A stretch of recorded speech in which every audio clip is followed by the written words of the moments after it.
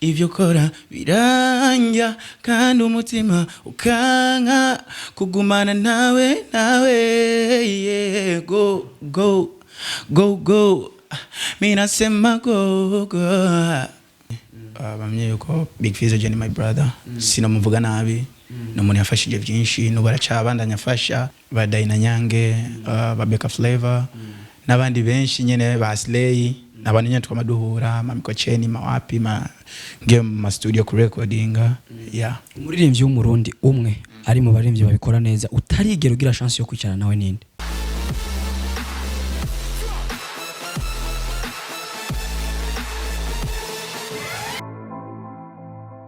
Ndasubiye kubaramutsa cyuzi namwe bakunze ibiganiro kuri ASTV nkuko mubizi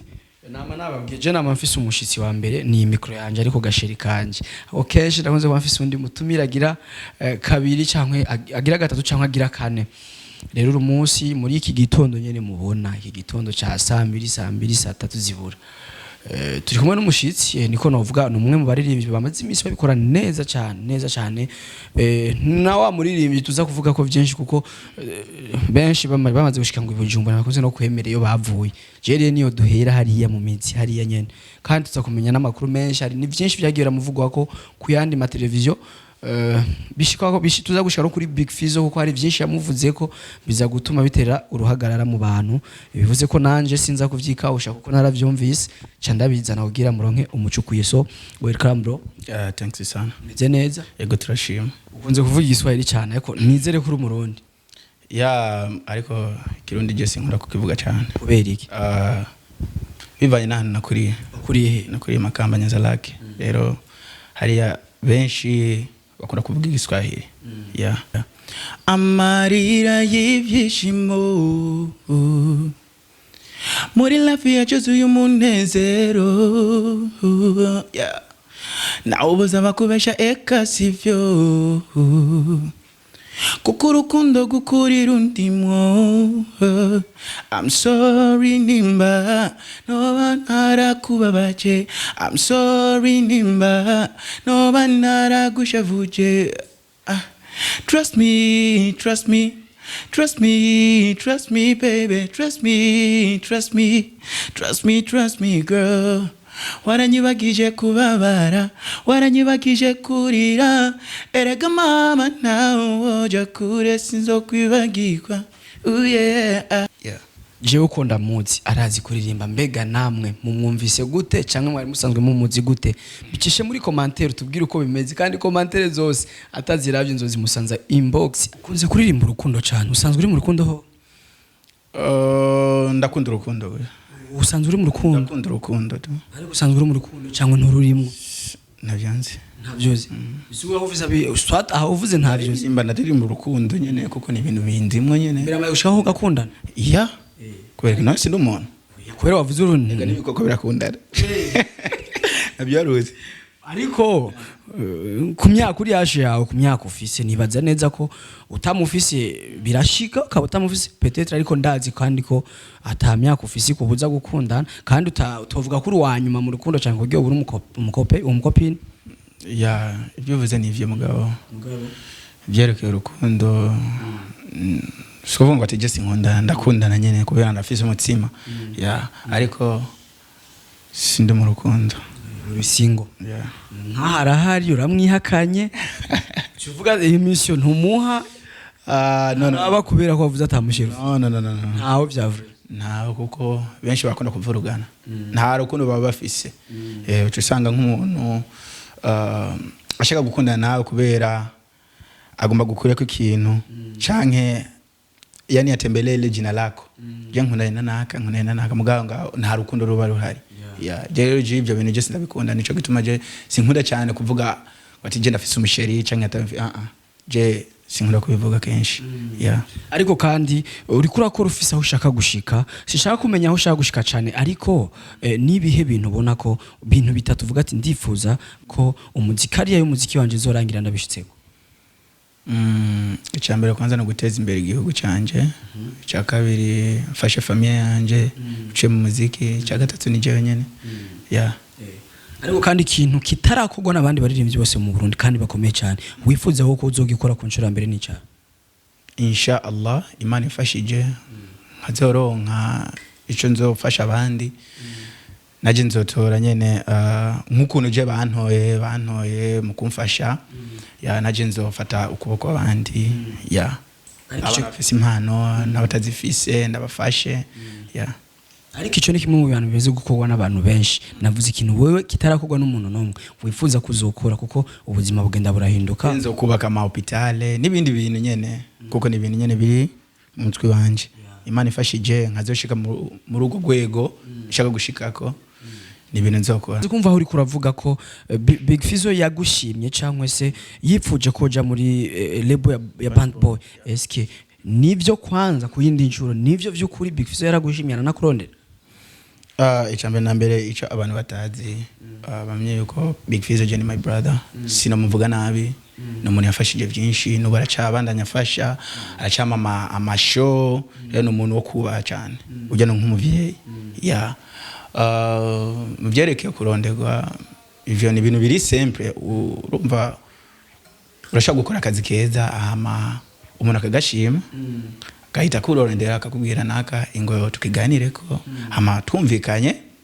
ukacitangwa gukora byanse rero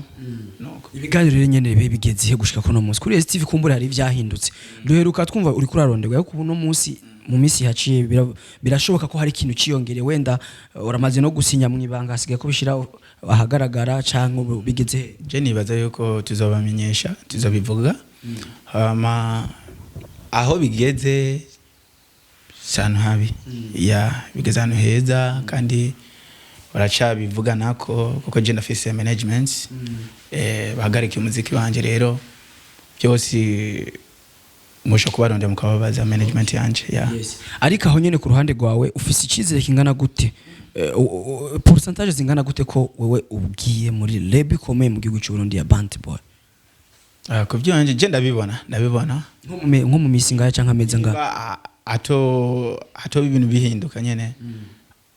je hajya ndabona kandi ya ubu nyene Empire niyo cikirondera cankwe Simba Gang ya Lolilo ni yahe woca wemera muri izo zibiri je simfa kuja mu label yari yose simfa kuja mu label yari yose naho Simba Gang bakora Empire vene bakora canke Band Boy je ndafise abantu bamagarika umuziki wanje baramanza bakabarondera bakicarana hasi bakaganira bakakiganirako bakakivuga ya hama bumvikanye je bambwira wewe genda inzira imiryango iruguruye genda muri make rero twitegeko vuba tugiye kumubona P-Love byoshoboka nimba atobe ikintu nyene gihindutse byoshoboka wumvira ko ari kihe kintu wakoze cyane akazi wakoze kaba keza kurusha kandi katumye Band Boy gushima nukuri ko manager nibaza mu bikorwa byanje byose ibyo nagena sora kuko indirimbo ya mbere nateko gusora hajya yari collab ya indi Generation Queen kandi ni indirimbo ikunzwe hajya yani novuga ni hits hajya muri Band Boy musha n'indirimbo zabo bose yani barayikunda mu bisanzwe barayikunda hama naje gusora yindi yitwa Gimirati nayo Big Fizzo arayemera arayikunda cyane rero bivanye n'ibyo bikorwa nyene nagena nkorera hajya bavuga umupeti arafise tala rero byiza tugashaka kumwiyegereza hafi tukamusupportinga kuko bajyana abantu nyene bazi novuga marketing y'umuziki ya ariko aho nyene amakuru avuga ko ngo Big Fizzo kera ashobora kuba yararagira impene no kuroba nibindi yavuzwe na wewe mbe ku ruhande rwawe sobira bigarukane warabivuze ko Big Fizzo kera yaragira impene ariko numvise no wavuze gute wewe oya ntigeze aragira impene ariko ari ibintu bijanye n'impene wavuze kuri we navuze iwabo nyene bari batunze impene none impene si ibintu bisanzwe nyene si ubutunzi mu bundi ubutunzi n'ubworozi ya nuko rero umva we baba bari batunze impene ariko si yaziragira bari bafise umukozi aziragira ya ndavyibaza ya uravyibaza cyangwa wanse nyene kuja muri Band Boy ntibihombe oyo birashobora ko yaziragira pete bugashaka nyene oya Jesse nigeze namu kwa Big Fizzo umuntu akuze nyene twakuze tumumva tumubona uko je Big Fizzo aranze kuva nkikiri umwana nkikiri umupeti haje ugereranya Big Fizzo afise nk'imyaka nk'inga kuko si Jesse n'umuvyeyi gereranye turi ku n'umuvyeyi wiwe ntaje ndashaka kukivuga ariko urakuza nk'imyaka nka 30 30 haje ndi hafi mu kuyikwiza nane Big Fizzo wewe Fizzo ni nka 60 je navyonzi 50 navyonzi no kuri kwimana ayibura wega umaze gora mubonye ko ari umuvye ujya mutamara kuze sindakubije uje twakuze tumumva tumubona gushika n'ubu Big Fizzo yagize ibintu byinshi mu bisanzwe mu muziki indondi yagize ibintu byinshi yaragize yani aliwa inspire vijana wengi abasore benshi na jewe ndi murabo nyene batumiye bakunda umuziki wa Big Fizzo gukunda umuziki ibijanye no kuroba kwa Big Fizzo navyo ubibona gute ubivuga ko iki nkuko kuroba twaravyumvise navyo naje navyumvise mu bandi wavyumvise gute navyumvise ngati uko nyene ukuntu wowe wavyumvise je navyumvise iwawe ari wowe mu kiganiro wakoranye na Wakala TV bijya ego narabivuze mugabo naje hajya ukuntu navuze just navuze kwa Big Fizzo yamyaroba navuze ni narabyumvise mugabo mu bandi ko yigeze kuroba mugabo je sinzi ko ari ivyo kandi Big Fizzo yari mu coiffeur ariko kandi reka tubanze tumenye Pilove mu buzima bushoboka bw'inyuma Pilove yavuze itariki zingahe z'ukwezi kwa kangahe vuga umwaka itariki n'ukwezi gusa nta mwaka uvuga navuze itariki 5 zo mu kwa kabiri uvukira he je navukiye Tanzania Kigoma navukiye Kigoma Tanzania ku bavyeyi b'abarundi bose cyangwa harimo n'abatanzania kubera iki kubera kumva igice kibaza tukumenye umenye kubera nturi umuririmbyi none je ndi hewe mu Burundi ariko ushobora kuba waje gutembera petete cyangwa kuriye kuri indirimbo no ushobora kuvuga ati mu Burundi niyo hari studio zikora neza kurusha Tanzania iri Makamba Nyazalake mama wanje ni hari hama papa wanje ari Tanzania rero mu bisanzwe ibintu bimeze uko je navukiye hariya ariko Makamba Nyazalake niyo ahantu nakuriye kuva nk'ikiri umwana rero hayo yamaze gushika gahura na Platinum uko amaso muyandi mu gahuro Platinum ni birakunda mugabo ku bandi byarakunze basheta ba Daina Nyange ba Beka Flavor nabandi benshi nyene ba Slay nabandi nyene twamaduhura mamikocheni mawapi ngiye mu studio ku recordinga umuririmbyi w'umurundi umwe ari mu baririmbyi babikora neza utarigera ugira chance yo kwicarana nawe ninde kwicarana nawe donc mwicariye mutera inkuru ninde nibaza ni Oleg nibyashika ariko araduga neza kandi akabifata neza kuko yani mtu atakama unamchukia umwanke ugirene mugabo numpete ariko akora neza jewe muga twahuye mu kiganiro twahuriye mu kiganiro naringe kugira interview mu radio hama twahuriye hajya turamukanya gusa ni haje fresh kuko abasani to turazinanye turabona label Mon Team Record bisiguye iki bro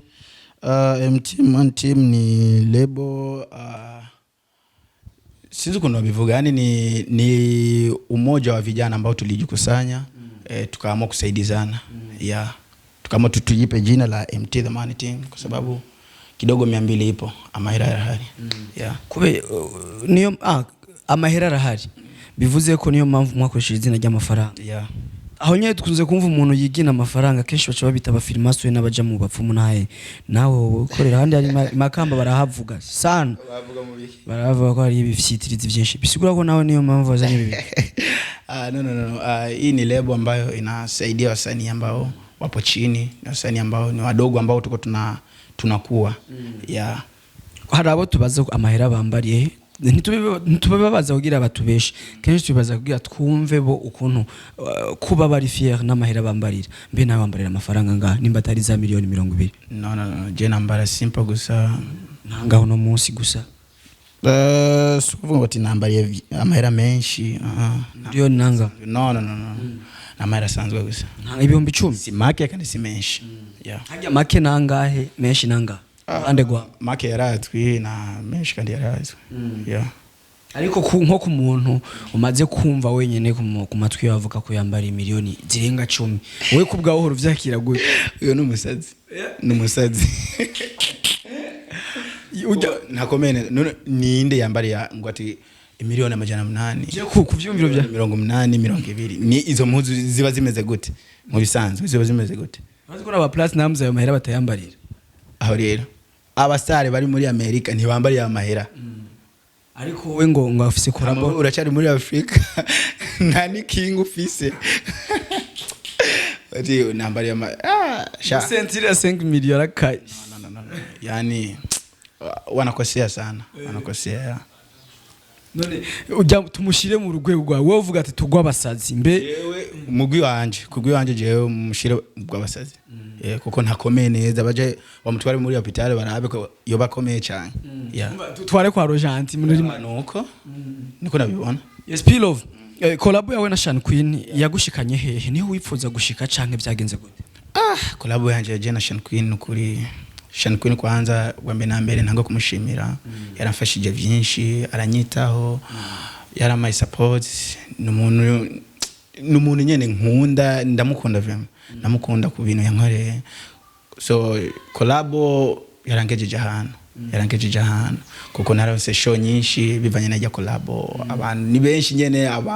aba sponsor barayikunze bashaka ko twokorana akazi barabinsaba bivanye n'iki nayandirimba collabo avuga umutipa ararimba neza yageza collabo nziza ariko aho nyene kumbure nta umenywa na bose cyangwa nta umenye indirimbo niho umenywa n'abantu bose ndakunze gutanga umuco cyane ku kintu umuntu aba ari karavuga neza ndashaka ko tugira agapera gato y'imisegonda 20 cyangwa 30 kugira baciye bumva indirimbo yawe ingena ikaze asubuhi na mapema kabla jogo ya kuwika ushaamka unaanza kusema sema paka majirani walolala wanaamka unavyofanya mama sio vyema mbele za watu mikuni tukana ona sampaka chumani unataka kupigana au wa mwenzangu umejawana lana sosikia sina muda na wewe chukua kila kilicho chako uondoke yani pora mimi baki mwenyewe nitasovu nitapambana mimi siyobushoke we mama ivyo kora biranja kandi umutima kanga kugumana nawe yeah. Mwavyumve sinza kubivuga ko byinshi ko murumva kwiryosha uwundi muririmbyi ubona ko akaze kurusha Shan Queen ugiye gukorana nawe vuba ninde sikuvuga ngo akaze kurusha Shan Queen afise umuziki wiwe nyene wisangije Shan Queen ni umuntu nyene sinzi ukuntu nabivuga muga abaririmbyi babigeme bariko babikora neza aba Estanish ba Mona Wada nabantu nyene fise plan zo gukorana nabo uko Pilov tugushimiye cyane twabanye neza merci sana tugusabire n'imigisha n'iterambere mu bikorwa byawe bibashe gutera imbere merci sana akajambo kanyuma kwa bakunzi ba STV abakunzi ba STV babashigikire tubashigikire mugire subscribe like share na comment turabakunda cyane one love nanje ndabakunda nkuko nabana bibabwira ariko kandi reka ndabifuze kugira ibihe byiza aho muherereye hose Imana ibane namwe kuba afise utubazo tugwara iki urazi ko abantu tugendana nibibazo ariko dushira Imana yacu imbere kuko niyo mushobora byose ariko kandi niterambere ryacu niterambere ryanyu tubihereza Imana byose birashoboka yari MC ndi kuri micro za STV zikanda bashimire cyane Imana ishishikare kubana namwe bye ciao thank you bro.